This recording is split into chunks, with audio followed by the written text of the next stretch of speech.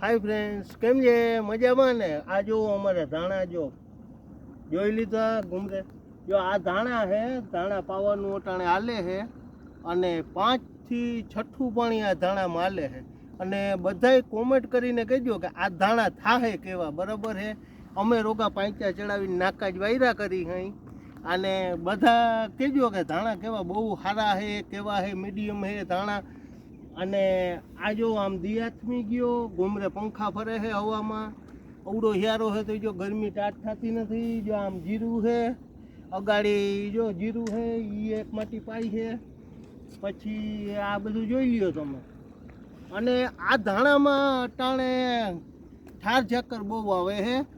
એટલે આના ફૂલ જો, આ ફૂલ ખરી જાય છે, આ ફૂલ ખરી જાય છે. આનો જો કોઈ પાસે સારો ઈલાજ હોય તો કૃપા કરીને જણાવજો, કોમેન્ટમાં કહેજો તમે કે આના ફૂલ શું કામ ખરી જાય.